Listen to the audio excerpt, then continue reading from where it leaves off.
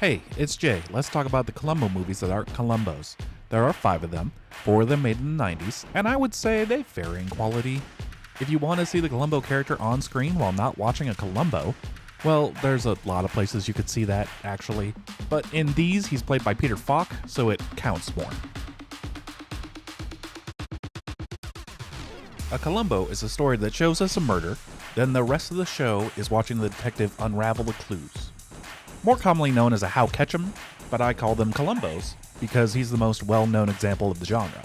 He's not the only one, though. The first on-screen appearance of Joe Friday was a Columbo, as are Poker Face, Motive, Criminal Minds, and Phoenix Hawk Ace Attorney. There are 69 episodes of Columbo, starring Peter Falk, and 64 of them are Columbos. But there are 5 that do not follow this storytelling convention. Seasons 5, The Last Salute to the Commodore, Season 9's Columbo Takes a Bath, and Season 10's No Time to Die, A Bird in the Hand, and Undercover. 3 of them are pretty bad, one is at least a little clever, and the last is a real interesting watch. So let's start with the bad stuff.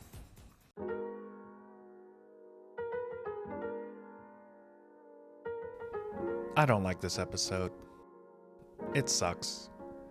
In this one, we start following the story of Robert Vaughn, who is very clearly covering up a murder, but we don't see the murder. So they give us reason to question if Robert Vaughn did it or if it was his wife, and then he shows up dead. Oh no, who did both the murders? Oh, it was old Swanee. He was mad he was getting cut from the will. Why is this being revealed to us at the end of the episode? That's not how this works. Columbo is also not himself this episode. He's a jerk in a way that feels intentional, just being a real dick about it, bossing people around and doing a dramatic reveal for no reason. At one point, he's way too close to a woman who is clearly trying to meditate. Columbo, leave her alone. And then at the end of the episode, he gets in a rowboat and just rows away. I'm going to assume this is like an Edgar suit situation, or maybe a Freaky Friday, just someone pretending to be Columbo and doing a bad job. I'm mad at Patrick McGoohan for a lot of decisions he's made when he directs, but this is the biggest reason. It's an awful experience. They kill off the only good character an hour in. Boo.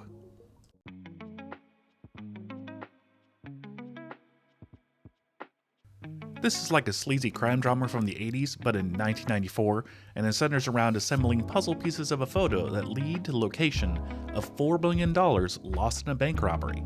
It's not interesting or fun, mostly slow, methodical police work and Columbo doing several costume changes so he can very unconvincingly go undercover.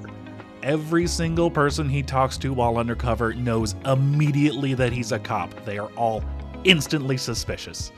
I guess that's the joke, because he is always having to prove he's a cop when he's dressed normally. Sometimes people think he's an unhoused person, or an extra, or an unhoused extra, that kind of thing. But it's not a funny joke, it's just kinda tiresome. Pretty dull. There's a lot of murders, highest body count episode by a wide margin. We keep switching from character to character, so there's nothing to latch onto. We eventually figure out this is all the work of Ed Begley Jr., the insurance agent chasing after this lost money and wants it all for himself. But we find out when Columbo does, so this means nothing to us. All anyone seems to care about is the treasure, which the police successfully recover, but Columbo doesn't even want to look at it. He's got to take his dog to the park. Boring. There are 2 good things. One is the performance of Tina Daly as a certain type of lady, an ex-prostitute who needs a good little buttering up before she'll talk to Columbo. She was fun. Also, at one point, Columbo gets conked on the head. That's not the good part. Please do not hurt Columbo. But he is taken to the hospital and the nurse steals his pants so he can't leave. So he asks his partner to bring some pants when he picks Columbo up, and it's a pair of Zuba's pants. Pretty good. Pretty good thing to make Columbo wear. You've seen the best thing in this episode already. Skip this one.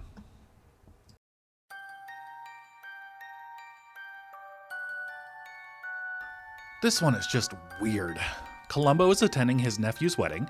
His wife couldn't make it. She had to go to Chicago to help her mom, who broke her leg skateboarding. The couple heads off to the marital suite and acts as you would expect, but then she gets kidnapped by a stalker who is obsessed with her.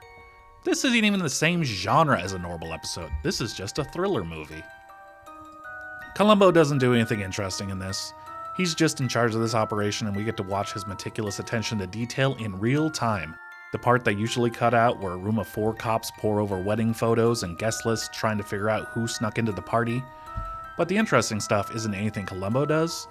We spend a lot of time with Melissa, the kidnapped, and her trying to escape from her captor, Straza, who intends to marry her himself because he's insane. He has mental issues. It's really unsettling. Well-acted thriller stuff, just not what you watch Columbo for.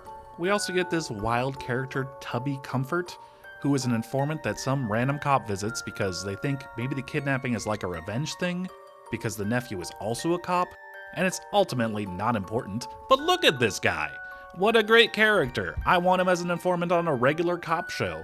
This criminal information broker could find anyone, and they find an excuse for him to be shirtless in every episode. He's Tubby Comfort. His body is supposed to make you uncomfortable. That's how he gains power over you. Enough about this movie. It's fine, but it's the least Columbo out of all of them.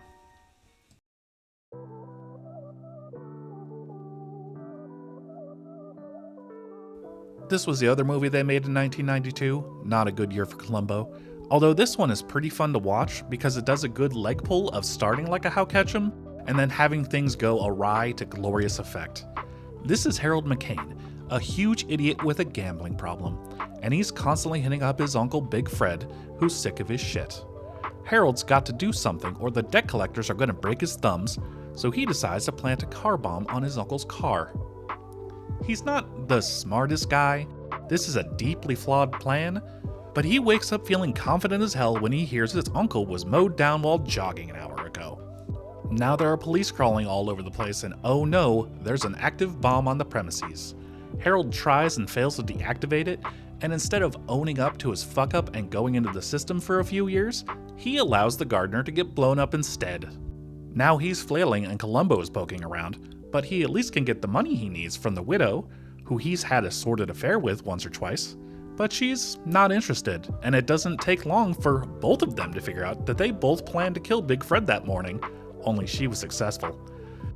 They spend a lot of time having a mental standoff, which is mostly him trying to seduce her because his only desirable trait is that he's good in bed, so it's the only tool he's got, but she just kills him. She doesn't want to share the fortune. And then Columbo finds out. He doesn't do anything interesting in this. At one point he goes to a Rolls-Royce dealer to have to deal with a character actor, but he's usually not this much of a maroon. Clever but skippable. Check it out if you want. Also, Tyne Daly's in this one too. She's pretty good as an unexpected murderer. I need to check out Cagney and Lacey. I think I'd like it.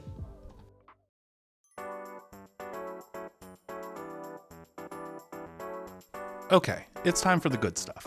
I was divided on this episode after I first saw it, but after a rewatch with a friend, this one is good, actually. It's kind of a parody episode of Columbo while also still being a Columbo, but not really. Let me explain. This one starts at a mansion.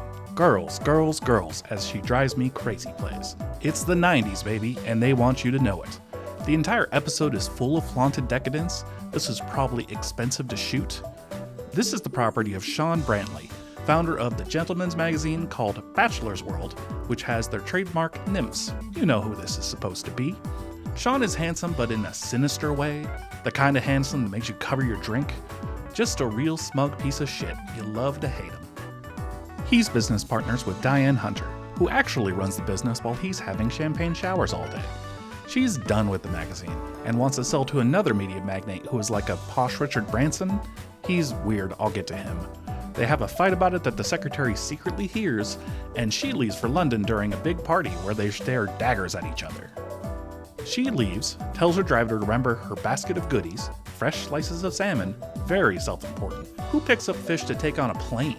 I guess it's fresh raw salmon, but that's still an unstable smell bomb. He goes in to grab it, hears a loud bang, runs out to check, must be nothing, and then goes on his way. They drive in silence to the airport, and when she gets out, she's all bundled up. Bizarre behavior. Why would she do that? Oh, guess what? She's gone missing. Columbo is here to talk about it. He's just asking a bunch of questions, hears about this suspicious behavior, and he's got a theory. He starts to run with the theory that Diane was killed on the way to the airport and replaced with a body double, who went aground after she flew to London to make it seem that Diane had gotten on the plane. How, though? There was about 2 minutes of opportunity, and it'd be impossible to get her corpse out of the car in that time. But we have a bullet casing, and in this videotape from the airport, she's taking her coffee with cream, and Columbo knows, offhand, that Diane never takes cream in her coffee. Therefore, there must be a corpse on the property somewhere. Let's start tearing up the place. This is, of course, ridiculous, and you kind of know it's ridiculous, but this is Columbo, right? This is the stuff he does. He was lied to by a rich person and has begun a specter-like crusade of vengeance. He's got to put this guy in jail. But if you're used to the rhythm of a Columbo, you start noticing that things are moving a little too fast. He seems to know all the details already, but we're only halfway through the episode. What is happening? And that's when you remember the title of the movie, Columbo Takes a Bath. And then you think maybe the bath in the title is a metaphorical bath. Maybe he's making a mistake. And then you think how clever of a title it is, especially with him literally taking a bath in the promo ad. What a subversion. Except that's not what happens, because I lied to you about the title of the movie. It's not called Columbo Takes a Bath, it's called Columbo Cries Wolf, which is a far more obvious metaphor, so you're kinda primed to expect a twist like this. Because there is something going on here, but it's not what you think. Because Columbo's involvement doesn't make sense. He's a homicide detective. This is a missing persons case. I know he's shown up to missing person cases before, but he's usually there as well as the actual police. Like he just had a hunch and decided to tag along in case this one turns out to be murder. He heard the zip code and knew immediately it was probably a scheme. Rich people just don't go missing. But actually, it's made clear that he is doing this at the behest of Mr. Top Hat from before, who swoops in with a helicopter to bribe him, which Columbo happily takes. This is when I noticed a bit of a rewrite to the Columbo character. In the original run of the show, Columbo is unfailingly not corrupt. He will not accept a gift of any kind, often returns the murderer to give it back if it's forced on him. One time he visits a witness in a restaurant and they made him order, and he got chili at this fancy restaurant, haha, and then when he leaves, he tries to pay for it. He's that kind of guy. But once we get to the 90s, his apparent stinginess morphs into a willingness to take advantage of free stuff. Free meal at the fancy restaurant on the murderer's tab, $10 block of cheese at the crime scene, a nice tie from a rich lady they smooches and employ to figure out why she's hitting on him. Why would a fancy lady like that want to kiss a crumpled little dumbbell like him? Surely it's not unethical to pursue a romantic relationship with a suspect if you have a hunch. It's a characterization that just kinda sucks. I'm not a fan. All Columbos are bastards. Back to the plot. All of this rooting around that Columbo's been doing has drawn a media circus because they were called by Sean, who is very dramatically frustrated at him. All Columbo has is his hunch based on shitty evidence. He needs a body, and the mayor is feeling some pressure from the scrutiny of this search. Columbo reassures the mayor that he has solid evidence. You see, in the tapes we found footage of her taking cream in her coffee. That must mean that she was murdered on the way to the airport by Sean's girlfriend, who hid in a secret compartment, jumped out and shot her, then stashed the corpse in the hidey hole so it could be collected and hidden once the limbo is back home. Obvious conclusion draw. Everyone agrees this is sound logic, because again, the brass trust him implicitly. He's never been wrong. Turns out he was wrong. After Columbo over-scrutinizes the supposed postcard from the victim and is still hot on the chase, Diane shows up. It was all a big misunderstanding. She just disappeared for a week because she partied like that, but she's back now. Sorry for all the free publicity your attention has given us. Columbo's done, he's been beaten, and he congratulates Sean on a con well played. Sometimes even the best get hustled, and he's happy to admit it. It was a planned PR stunt. They took advantage of the overzealousness of rich Uncle Pennybags to get Columbo on the case and lead him to believe a murder happened, using the harassment of Columbo's typical style investigation as a way to get international attention on their magazine and gas up the asking price for the publication. Scrooge McDuck agrees that it was a well-played business gambit and agrees to the higher price. All the rich people are happy except Sean. So, this is illegal, right? Intentionally wasting the police's resources and time for publicity? Like, if this got out, there would be at least Senate hearings about it, which is kind of like doing an actual crime. It could cause a huge backlash in the press if they find out they were intentionally used. It's certainly not an ethical thing to do, and these are not ethical people. because Sean decides that he's not okay with going through that whole rigmarole and still losing his lavish lifestyle, so he murders Diane for real. Okay, we finally got around to the murder. Sean uses the exact same plan as before, the fake plan, having her disappear suddenly after a body double is last seen leaving the house, and the next day, during the media backlash at the police for their buffoonish mistake, word is out that she's disappeared again. The brass are in a panic, but first things first, keep Columbo away from this one.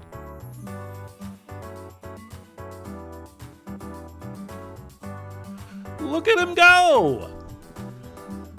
Columbo busts in and starts looking around, sees all the clues immediately, and when Sean shows up, all smiles, Columbo makes it clear that he's not going to play along. This was a perfect crime, because there's no way he's going to be allowed to investigate this after his previous fuck-up. He just came by in case Sean was extremely impulsive and overlooked one particular object that we were told about earlier. Those fancy gold pager bracelets that they both wear with unlisted numbers that only each other know. Just a massive codependency problem. They say they broke up, but they did not break up. At least not in Sean's opinion. She's finally trying to break contact and his abusive ass can't handle it. So maybe in a fit of impotent rage, he forgot to remove something that will give him away immediately. Columbo just needs to make a phone call.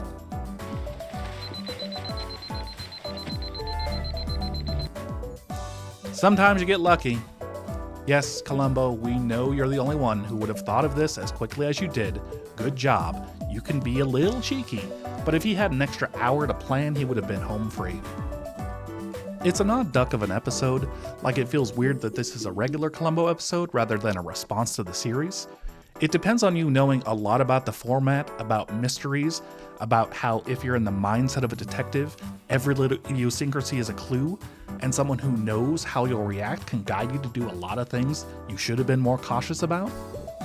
A brilliant tete-a-tete between our leads, as Sean fakes outrage and acts worried under the piercing eye of Columbo, but focusing him on all the wrong things. For example, why did she get a cup of coffee before she boarded a night eye? If her intention was to disappear for a while, why wouldn't she just get some sleep for once? Nope, she's planning on sitting up all night doing business while eating an entire salmon. It doesn't make sense, Columbo. Don't you see? I really enjoy this one, but it's got its problems. The characterization of Columbo feels very off, kinda corrupt, unplausibly trusted, and too smart for his own good. He goes straight to, this lady was definitely murdered pretty quickly, and his typical stubbornness hinders him here. Sometimes it's hard to know when someone is lying to you, as Poker Face has shown us. Poker Face is the modern Columbo, by the way. It's doing the same thing. Even the guest star thing. They're talking to Billie Eilish. Imagine if we got Swan Song, but instead of Johnny Cash, it's Billie Eilish and her character is secretly running a cult. That would be amazing. Sorry, focus. So those are the Not Columbos. Barring the last salute, I'm glad these weirdo episodes exist. It's interesting to see Columbo in places he typically isn't. Undercover, in a bad crime thriller, in The Wrong. It shows a real willingness to make an effort with the reboot. They could have just stamped out 4 more boring movies like the dregs of season 6 and 7 and called it a season, but instead they stretched their concept and threw some money at it, and we got some great decisions and great episodes over the decade. We just also occasionally get Columbo in Zupa's pants. Okay, enough Columbo. Probably enough Levinson Link, for a while. Still gotta talk about the mob episode though. And maybe the episode that seems to have blended over with the sitcom. And the Shatner episodes, of course. Patrick McGowan villain episodes are also good. Blanche Devereaux plays a real bad bitch gospel columnist. And there are so many Murder, She Wrote episodes. Not to mention... Okay, just a little more Columbo. Unofficial Columbo. The best kind. Thanks for watching. Bye.